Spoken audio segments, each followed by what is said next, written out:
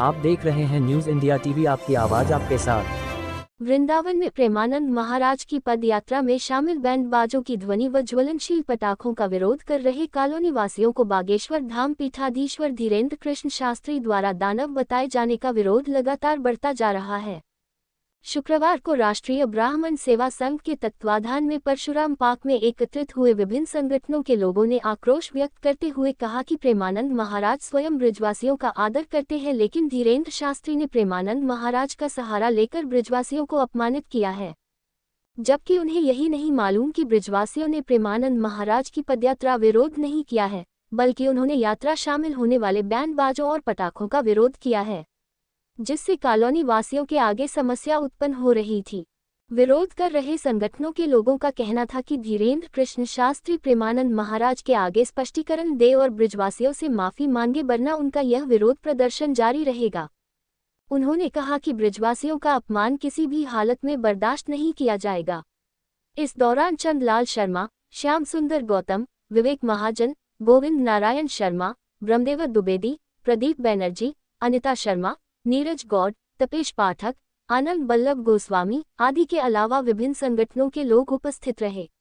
News India TV से धर्मेंद्र कुमार की report Vrindavan से। प्रेमानंद जी का प्रकरण चल रहा है। ये वृंदावन जो है संतों की भूमि है, भगवान कृष्ण की क्रीड़ा स्थल है।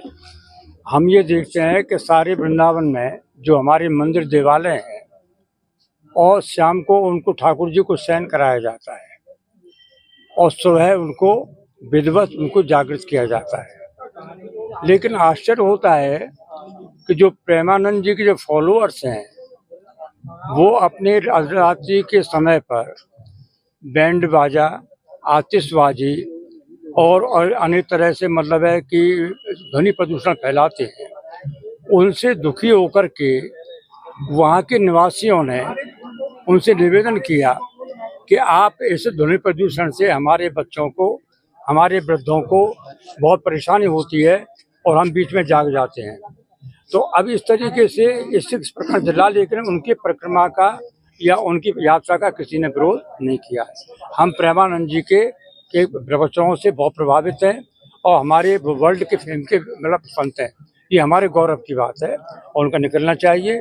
लेकिन इस प्रकरण को लेकर के जो हमारे धीरेन्द्र शास्त्री हैं बागेश्वर धाम के, उन्होंने इनको महिलाओं को और जहाँ के रहने वालों को जो दानव कहा है कि वो चले जाएं।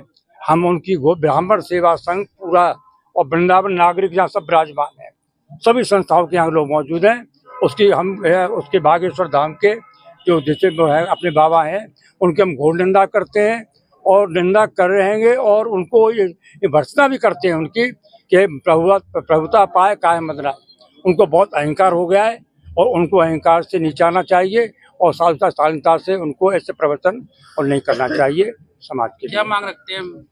हमारा ये है कि सबसे पहले तो ये मांग है कि ये जो फॉलोअर्स हैं ये प्रेमानंद जी को पूरी बात नहीं बताते, ऐसा मालूम पड़ता है।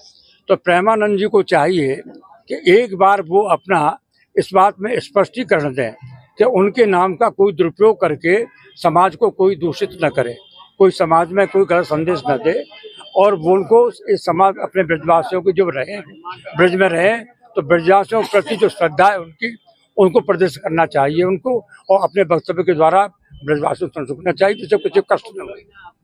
यदि मांग पूरी नहीं होती तो आगे क्या कदम होगा? मांग पूरी नहीं होती है तो ये समाज की व्यक्ति यहाँ विराजमान है, सब लोग हम लोग इसका विरोध करते रहेंगे, क्योंकि अन्याय का सहन करना भी बहुत बड़ा अन्याय होता है।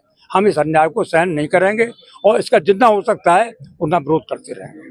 धीरेन्द्र शास्त्री जो शब्द कहे तो उसको लेकर क्या कहेंगे? नहीं, धीरेन्द्र शास्त्री जी की मैं निंदा करता हूँ, मैं बिल्कुल निंदा करता हूँ। क्योंकि देखो धीरेन्द्र शास्त्री जी, ये बिल्कुल सही बात है कि धीरेन्द्र शास्त्री जी सनातन की धर्म ध्वजा को लेकर इस समय युवाओं में आगे चल रहे हैं, लेकिन इसका मतलब ये नहीं कि वो किसी भी जगह की परंपरा को न जाने, अनर्गल बयान दे दें।